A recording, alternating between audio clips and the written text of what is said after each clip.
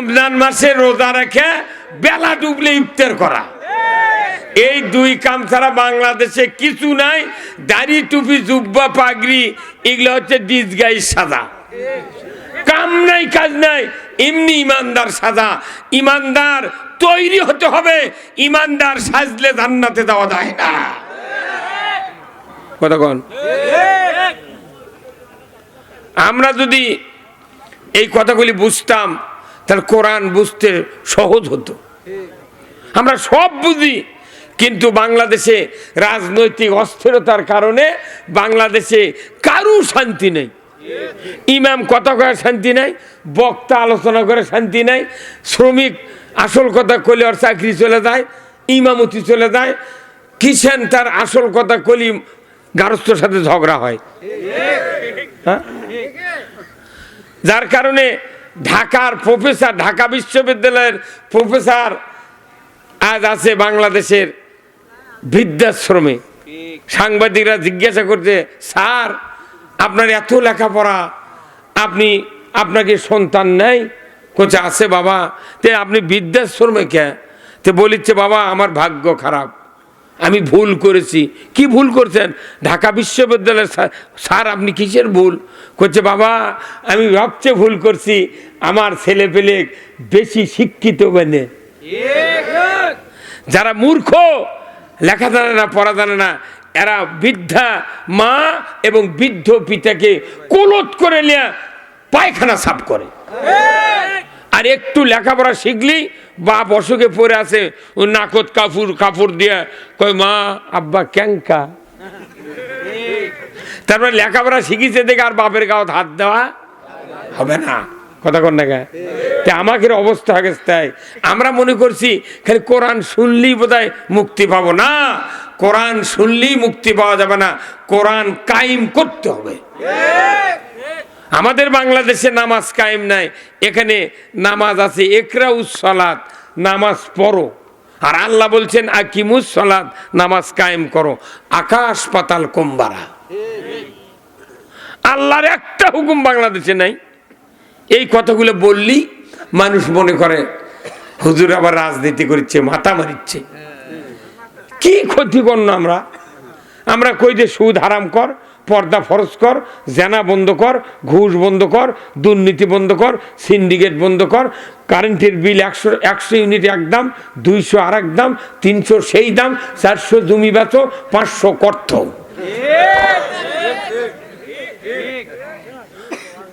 গরিব মানুষের কারেন্টের বিল 1 মাসের বেতন না দিলি ওই কাটে দিচ্ছে।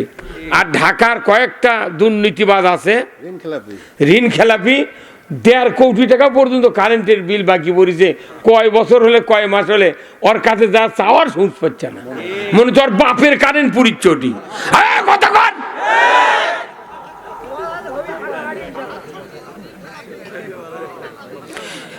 ঋণ খেলাপি থাকলে নমিনি বলে বাতিল, অথচ 1700 কোটি টাকা ঋণ খেলাপি তাকে আবার নমিনি দিয়ে থুচ্ছে। কি কথা রে? তাহলে বোঝা যাচ্ছে 22 সালেও নামাজ হবি। কথা কন না? আল্লাহ রে আল্লাহ, কি দুনিয়া! এই দুনিয়া সৃষ্টি করলো আল্লাহ মানুষের শান্তির জন্যে। আমি পুরো কোরআন এবং হাদিস কিছুটা পরে বুঝে পারছি যে আল্লাহর এই পৃথিবীর সৃষ্টি করার উদ্দেশ্য 2টি, নবী সৃষ্টি করার উদ্দেশ্য 2টি, খলিফা সৃষ্টি করার উদ্দেশ্য 2টি, যতগুলি আসমানি কিতাব নাজিল করেছেন এইগুলি নাজিল করার উদ্দেশ্য হলো 2টি। আর মানুষের জীবনের উদ্দেশ্য হলো 2টি। কারণ আল্লাহর কি কি 2টি, মানুষের কি কি 2টি, এটাই পাশাপাশি আলোচনা করতে হবে। আগে আল্লাহটা বলি আমি। কতক্ষণ? আল্লাহটা হলো, আল্লাহ বলছেন যে ওয়াইজি ক্বালা রাব্বুকা লিল মালাইকাতি ইন্নী জাইলুন ফিল আরদি খলিফা। কার কথা? কোরআন শরীফে আছে না নাই? এই আয়াত আছে। এটা হলো আদম আলাইহিস সালামের সৃষ্টির পূর্বের বক্তব্য, আল্লাহর জবানের জোরে কোন আল্লাহু আকবার। আল্লাহ বললেন আমার ফেরেশতারা তোমরা শোনো, আমি সৃষ্টি করব। তার মানে আল্লাহর সিদ্ধান্ত নেওয়া শেষ। আল্লাহু আকবার কোন। আমি পৃথিবীতে কি সৃষ্টি করব? খলিফা। কেসি ফিতি আলা, কেসি ফিতে আলা খলিফা? ওই হাসান টেলার্স, ওই বর্ষা টেলার্স, ওই উজ্জ্বল টেলার্স? কেসি আর ফিতে থাকলেই তাই খলিফা। ওই খলিফা নয়, দেশ শাসন করার খলিফা। হযরত আবু বকর কি ছিলেন? উমর ফারুক, ওসমান, হযরত আলী রাদিয়াল্লাহু তাআলা আনহুম আজমাইন, এনারা ছিলেন খলিফা। এনারা কি পীরের খলিফা? এনারা কি নবীর খলিফা? এনারা হলেন আল্লাহর খলিফা। আল্লাহর আইন দিয়া রাজত্ব চালিয়েছেন, সেই জন্য ওনারা হয়েছেন খলিফা। তাহলে আল্লাহর মূলত উদ্দেশ্য নবী প্রেরণ, দুনিয়া সৃষ্টি, কোরআন নাজিল, মানুষ সৃষ্টি। উদ্দেশ্য হলো পৃথিবীতে আল্লাহর রাজত্ব কায়েম করা। প্রত্যেকটা নবী রাসূলকে সহিফা দিয়া, কোরআন দিয়া খেলাফত দিয়েছেন। মানে তুমি দুনিয়ায় গিয়া রাজত্ব কায়েম করে, আমি যে সহিফা দিছি, কিতাব দিছি, কিতাবের আইন দিয়ে তুমি দেশ চালাবে। সুদ, ঘুষ, চুরি, জানা, ব্যভিচার সব মিটে যাবে। মানুষ কোনো হানাহানি করবে না, অন্যায় হবে না, দুনিয়া শান্তিতে পরিণত হবে। এই করার জন্য আল্লাহ তাআলা যুগে যুগে 1 লক্ষ, মতান্তরে 2,24,000 পয়গম্বর দুনিয়াতে পাঠালেন। উদ্দেশ্য একটাই, পৃথিবীতে খেলাফত কায়েম করতে হবে। কার? জোরে বলেন কার? আমরা 5 বছর পর পর এই বাংলাদেশে নয়, সেই ব্রিটিশের সময় তখন মাথাত হাত দিয়ে ভোট হচ্ছে, সোয়া ভোট। একবারে 4-5 জন তারা বসে আছে চেয়ারম্যান। ওই সময় অবদের সময় তখন ব্যালট ছিল না, কোনো রকমের যন্ত্র ছিল না, লেখাপড়া নাই, মানে অবধ মানুষ। ওই সময় কছে যে কোনো ব্যালট ট্যালট নাই, পুলিং নাই, এজেন্ট নাই, একে জনগণ তালিকা করে নিয়েছে বাড়ির থেকে, ডাকিচ্ছে আশরাফুল ইসলাম, আপনি কাক ভোট দেবেন? তার মাথায় হাত দেন। দরজা দিয়ে ঢুকিয়া 6 জন বসে আছে চেয়ারম্যান, সাহস করে একজনের মাথায় হাত দিলে ওই পুলিং প্রিজাইডিং কানুঙ্গ কবি, তাহলে একই ভোট দিল। তাহলে তোমার নাম আশরাফুল, ভোট দিলে লইমুদ্দিন, ওটি লিখেছিল। আচ্ছা, ওই সময় এই বর্তমান বাংলাদেশের মানুষের চেয়ে ওই গরিবের হিম্মত বেশি ছিল। বাপরে, 6 জনের সামনে একজনের মাথায় হাত দেওয়া মানে কি তুরুমুরু সাহস লয়। এখন ওই হাত দেওয়ার ভোট খেসক নেই জানেন, টাকা খায় দেখে। এখন টাকা 5 জনের থেকে খায়, একজন একজনকে মাথায় হাত দেয়, ওকে ঘরতি পিঠে মেরে ফেলে দিবে।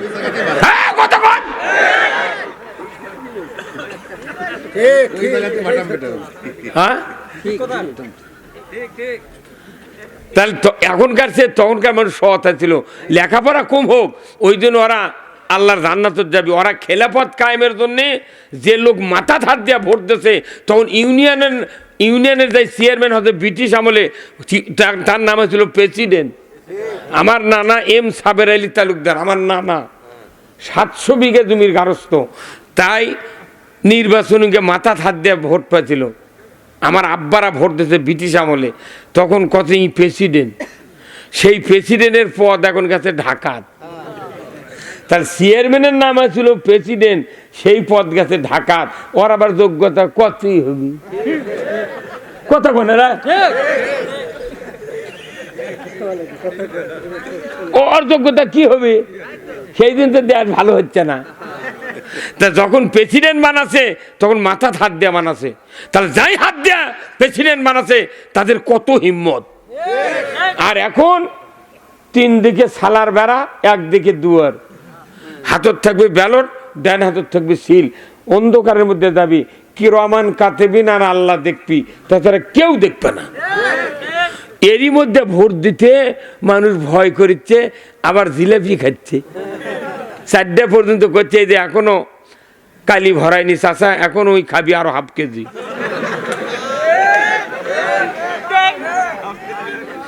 একটা গরুর দাম 1.5 লাখ, এরা খাসির দাম 20,000, ভেড়ার দাম 3,000, আর আশরাফুল মখলুকাত 270 কোটি টাকার পার্স আছে। মখলুকাত আশরাফুল ও যাই লাইনার বানাচ্ছে, পেস্টন বানাচ্ছে, রিং বানাচ্ছে, নজেল বানাচ্ছে, প্লাঞ্জার বানাচ্ছে, ইয়ার কুলার বানাচ্ছে, এসি বানাচ্ছে, কত যন্ত্রাংশ বানাচ্ছে। তখনকার মানুষ এগুলো বানাবেরই পারেনি। তখন আসছিল পাথরে পাথরে ঘর্ষণ দেওয়া আগুন তৈরি করছে। তারপরে আসলো ম্যাচ লাইট, সেটার থেকে এলো গ্যাস লাইট, সেটার থেকে এলো জিয়া সলাই। কতক্ষণ? তাহলে মানুষের জ্ঞান বাড়লো, চরিত্রের দিক দিয়ে অধপতন ঘটলো। জুব্বা বাড়লো, কিন্তু ইসলামের বিরোধিতাও বাড়লো। জুব্বা দেখলে মনে হচ্ছে জিবরাইলের খালু, কিন্তু যত শয়তানি আছে ওর মধ্যে।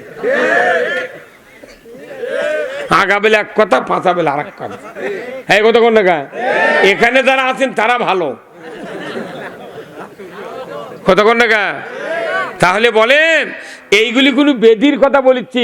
ডাক্তারের কাছে যখন কোনো রুগী যায়, ওই রুগী কয়, ভাই আপনার কি সমস্যা? তখন প্রেশার মাপে করছে সমস্যা, স্যার আমার মাথা ধরে 10টার থেকে, বিকেলবেলা পেট কুন করে, রাত্রে এত কোমরের ব্যথা, আমার শুয়ে থাকার বুদ্ধি নেই। আর কি বুকের উপর শীষ ওঠে 11টার পর থেকে। আর কি মাঝে মধ্যে জ্বর হয়, পায়খানা ক্লিয়ার হয় না, পেট ভুটভাট করে, আর পায়ের রক টেনে ধরে। এইরকম করতে 10-12টা রোগের কথা কষে। কোয়ার পর ডাক্তার প্রেশার মাপে এক্সরে দিয়েছে, MRI দিয়েছে, রক্ত প্রস্রাবগুলো পরীক্ষা দিয়েছে। দেওয়ার পর 10,000 চলে গেছে খরচ। এখন ডাক্তার রিপোর্ট নিয়ে বিকেল 5টার পর ওষুধ লিখতেছে। তখন ওই রুগী আবার মনে হচ্ছে আরো 2টা ব্যারামের কথা কইনি। কথা কনে পারে স্ত্রী ফোন করে কছে যে তুমি তো গেছো সিদ্দিকের বাপ, যে তোমারও তো অমুক অমুক হয়, ওটা কছ কোথায় কইনি রে। কোথায় তাহলে ওষুধ লাগার সময় তুমি কবে? তাহলে একটা রুগী ডাক্তারের কাছে যখন যায়, তখন মুঠ যত বেদি আছে সব কয় ফেলে দেয়। কতক্ষণ? কিন্তু মসজিদে আপনি 70 বছরের নামাজ পড়লেন, সবাত আপনি 40 বছরের ওয়াজ শুনলেন, একটা লোক কোনোদিন দাঁড়িয়ে করলো না, হুজুর আমার বাড়ির 10 জন মানুষ, খালি আমি আর সোলের মাও নামাজ পড়ে, এক বেটা পড়ে না, বইয়েরা পর্দার থাকে না, আমি সুদে করে কিস্তির টাকা লিছি, আর এই বাড়ির খালি ঝগড়া, কেউ সালাম দেয় না, এত অশান্তি, মনে কচুর সাথে গলার দিয়ে মরি। আচ্ছা, কোনোদিন কেউ কি কছেন কোনো সবাদ? মসজিদ কোনোদিন কছেন হুজুর রসুল বলছেন কিয়ামতের দিন আমার উম্মতের ভেতরে 73টা দল হবে হাসরের ময়দানে, 72 দল জাহান্নামত যাবি, এক দল জান্নাতত যাবি। সেই দলত থাকার কি বুদ্ধি? ইমাম সাহেব একটা লোক কছেন মোতাল্লি মুক্তাদির মধ্যে থেকে, মসজিদের কেশিয়ারের থেকে, যত কোষাধ্যক্ষ আর যত নেতা আছে জুম্মার, একটা লোক কন্ত কছেন কোনোদিন ইমাম সাহেব যে দল জান্নাতত যাবি ওই দলত থাকার কি বুদ্ধি? এটা আগামীকাল, আগামী শুক্রবারে বলা লাগবে। যদি না বলতে পারেন আপনার ইমামতি নট। কছেন? হ্যাঁ, আসল কামি করেননি। আমাকে মানে বক্তৃতা কেউ করছে উত্তরবঙ্গের আলোড়ন, কেউ করছে আন্তর্জাতিক, কেউ করছে সেই, কেউ করছে আকর্ষণ, এগুলা কয়া মিশে বক্তা পাম দিচ্ছে। আর নেতারা আলে তো ওরে খুশি, খালি মনে মনে করছে প্রধান অতিথি আলি না হলে 10,000 টাকা, বিশেষ হইতে না 3,000 টাকা। কতক্ষণ টাকা? আমরা 48 বছর পড়ছি, আমার বক্তৃতার বয়স। এই যে বক্তৃতা করি, কোনো সভা দাওয়াত দিয়ে আচ্ছা ডেট পায় না, বুঝছেন? তা আমি কই ভাই ডেট নাই, তাহলে এক কাজ করো, তুমি আমাকে ওই সভার প্রধান অতিথি বানাও। কতক্ষণ এরা? তুমি ওই সবারই প্রধান অতিথি আমাকে বানাও, আমি তোমার সবার যা 10 মিনিট বক্তৃতা করে 5,000 টাকা দিয়ে আসবো। তখন কোথায় আপনার প্রধান অতিথি বানান যাবে? অসুবিধা কি? তুই দেখ প্রধান অতিথি বানাবো, ওর মুখ দাঁড়িয়ে নেই, ও 6 মাসের মধ্যে 1 মাস উজু করে। এমনও প্রধান অতিথি আছে বছরে 2 বার উজু করে, ঈদুল ফিতর, ঈদুল আজহা। কথা কন না? এলে যখন কই তোর কইছে হুজুর বানানো, আমি তুই বানিয়ে দেখ, আমি 5,000 টাকা এখনই তোক দেবো, কিন্তু ওরা বক্তা প্রধান অতিথি বানায় না। আমি বুঝতে পারি কারণ কি, প্রধান অতিথি যাই হবি তার আসল কথা কোরআনের কোলে, তখন লোকজন শুনবি। আর আমি কই ভাই আমাকে প্রধান অতিথি বানাবে, তাহলে আমি বক্তৃতাও পাবে, টাকাও পাবে। তুই মানে লস খাচ্ছ গে। আর আমাকেও যখন তুই আলিমল আমাকে প্রধান অতিথি বানাবো, তখন যারা প্রধান অতিথি হওয়ার জন্য যোগ্য নেতা ওরা তোর পাশে পাশে ঘুরবি, ভাই ওর কেউ বানাস না, আমাকে বানা। আমি তো তুই তো দেরি করে আসিস, কথা কর না। এই যতগুলো কথা বললাম এগুলো কোনো আমাদের বেধি, এলে বেধি। তাহলে এই বেধিগুলোর চিকিৎসা আছে না নাই? কোন কিতাবে? এই ধরে কোন কিতাবে?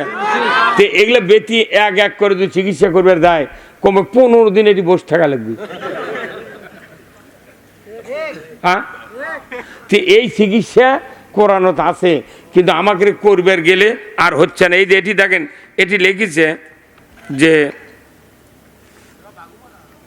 প্রত্যেকটা সবাদ লাগে, বুঝছেন? এই কথা দেখেন যে অন্যান্য ওলামায়ে কেরাম গণ উপস্থিত থাকিয়া কোরআন ও হাদিস থেকে ওয়াজ ফরমাইবেন। আপনারা উক্ত মাহফিলে দলে দলে যোগদান করিয়া দোজাহানের কামিয়াবি হাসিল করুন। দোজাহান মানে কি? দোজাহান মানে 2 জাহান, ওটা সংক্ষেপে লেখা দোজাহান লেগেছে, বুঝছেন? দয়কারে দো দিয়া দোজাহান লেগেছে। 2 জাহানের কামিয়াবি হাসিল করুন। তাহলে একটা হলো দুনিয়া, আর একটা হলো আখেরাত। কিন্তু কি দুঃখের বিষয়, বাংলাদেশে 2 জাহানের বক্তৃতা যদি করা যায়, তাহলে একদল খেপে যায়, আর একদল খেপে যায়, আর একজন রাগ করে, আর একজন মাইক সরে কয় কানের পট্টি গরম করে দেবো, আর একজন করছে চোখ বাষ্ট করে দেবো। তাহলে আমরা বক্তৃতা করে লাভ কি? তাহলে দোজাহান মানে দুনিয়া এবং আখেরাত, আগে দুনিয়া তারপরে আখেরাত। এখন লেখিছে 2 জাহানের কামিয়াবি, তাহলে 2 জগতেরই বক্তৃতা করা লাগবে। কিন্তু ওই খালি আখেরাতের করবে দিবি, দুনিয়ার করবে দিবে না। এই জায়গাতে আমরা বাংলাদেশে লস খাচ্ছি। এমন কোনো সভা নাই, আমি বছরে 400 সভা করি, প্রত্যেকটা সভার লেখা আছে দোজাহানের কামিয়াবি হাসিল করুন। অথচ ওই সভার দাওয়াত দিয়ে আমাকে লিয়ে যা করছে, হুজুর কথা কবেন রাজনীতি ছাড়া। তাহলে তুমি তরকারি আনবে লবণ ছাড়া।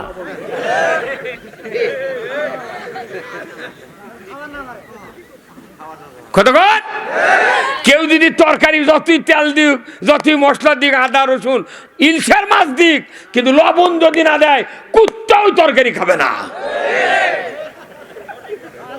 যত রকমের মশলা দেন, যদি তরকারির পর চাকপের কয়, তাহলে ও কয় জিরে কিরকম হাতে কন্ত, এটা কবি কি চাকপের কয়?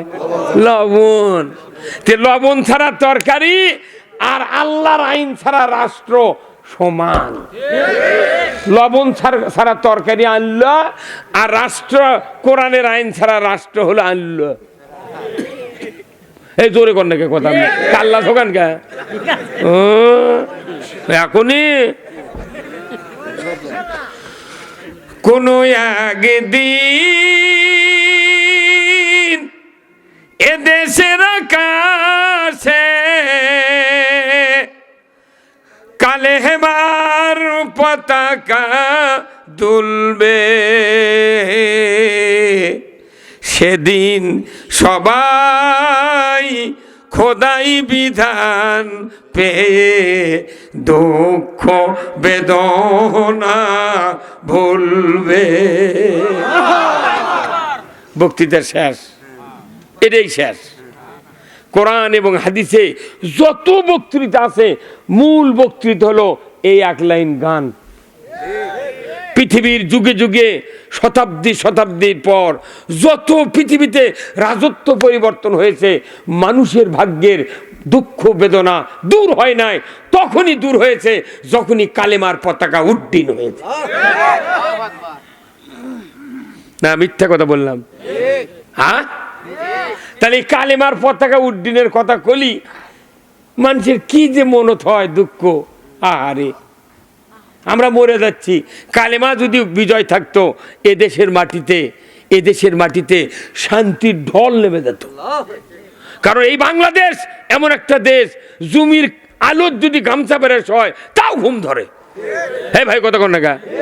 সৌদি আরবের যান, কোটি কোটি হেক্টর জমি খালি পাহাড় আর পাহাড়। আমার দেশে বাংলাদেশে গ্যাস পায় না, গ্যাস 6 টাকার থেকে 43 টাকা লিটার। সেই গ্যাস নদীর মধ্যে পাইপ ফেটে দেয়, নদীর মধ্যে যে গ্যাস বাড়াচ্ছে ওই দিক গ্যাস বন্ধ করার কোনো কথাই নেই। ওটি লস হচ্ছে, সেই দাম এটি বাইরে দিয়ে আমাকে থেকে গ্যাসের টাকা নিচ্ছে। যারা পাক করার জন্য লাইন লেছে গ্যাস থাকে না, করছে ভাই গ্যাস মঙ্গা তো ওই দিক ট্রাকও দিতে এই দিক থাকিচ্ছেন। এতই বাহানা, মনে হচ্ছে ওরাই বেশি জানে। হ্যাঁ, এতই অজুহাত। কারণ কি, পৃথিবীর যে দেশে ইসলাম বিজয় হয়েছে সেই দেশেই শান্তি, তাছাড়া নচেত কোনো দেশে শান্তি নাই। যে সময় আইয়ামে জাহিলিয়াত ছিল সেই সময় সূর্য ছিল, চন্দ্র ছিল। বলুন তো ওই যুগকে অন্ধকার যুগ বলা হয়, তাহলে কি সূর্য ছিল না? ওখানে সূর্য ছিল, চন্দ্র ছিল, কিন্তু মানুষগুলি এত অশিক্ষিত, এত চরিত্রহীন, এত বাজে জীবন তৈরি করেছিল। সূর্য থাকার পরও জাতীয় অন্ধকার। আর আমাদের এখন যত শিক্ষিত তত দুর্নীতি। কোনো কল্যাণওয়ালা ঘুষ খায় না, কোনো আলুওয়ালা ঘুষ খায় না, এই কথা কন না। কোনো রিক্সাওয়ালা দুর্নীতি করে না। আর যা ভাড়া তাই চাইলে তাই দেয় না। উই চড়ছে সিএনজি, চড়ছে বিমানবন্দর, চড়ে যাচ্ছে মেডিকেলে, ওটি যা করছে বা ভাড়া নতুন লোক চড়িছে হুট করে, করছে কত ভাড়া? টোটকের ভাড়া যদি 30 টাকা 40 টাকা হয়, ও করছে 60 টাকা। কতক্ষণ? তাহলে যদি কয় বাড়ি দূরবা, বাড়ি আমার বহু দূরবা নওগাঁ, কেবা এটি থেকে ওই বনানির যাবো কয় টাকা ভাড়া? সিএনজি এলা করছে তুমি একলা যাবে না, কি করবে কও? কোথায় না প্যাসেঞ্জার যাচ্ছে আমি যাব, তখন করছে 100 টাকা লাগবে। জানে না যে ওই, আর বগুড়া যারা চিনে, বগুড়া যারা জানে, ওরা জীবনে দর করে না। বগুড়ার প্রত্যেকটা লোক আমি দেখেছি এই মাটিটারি চর্বি 7 মাথার নামবি, কোনো দর করে না, নামে টাকা 10 টাকা ফেলে দিয়ে চলে গেল। আর রিক্সাওয়ালারা জানে যাই দর করবি বুঝবি পল্লীর লোক এনা বেশি করে চাই। তাহলে সব জায়গার দুর্নীতি, সব জায়গাতে অন্যায়, কতক্ষণ না। তাহলে এইগুলি দূর হবে একমাত্র আল্লাহর ভয় কলিজার থাকলে। আমরাই ভয়ের কথা কই ভাই, সেটি আমাদের দোষ। হুজুর উঠে যান কা, হ্যাঁ যাচ্ছে না, পিছনে বসতে, পেছনে বসবেন। আপনি ইমাম মানুষ যেটি বসা লাগবে, বসুন। কথা বুঝতে পারছেন আপনি? এখন আপনার আমার কথা শোনেন, এতগুলি বেধি, তাহলে আল্লাহর নবী বলছেন এক দল জান্নাতে যাবে, আপনাকে সেই দল থাকতে চান? এটা কার কথা? রসুলের কথা। রসুল বলছেন 1 কাতার যাবে জান্নাতে আর 72 কাতার যাবে জাহান্নামে। এত বক্তৃতা শোনার দরকার আছে? এখন অল্প বক্তৃতা দিয়ে আমাকে তাড়াতাড়ি জান্নাতে যাওয়া লাগবে। কতদিন কখন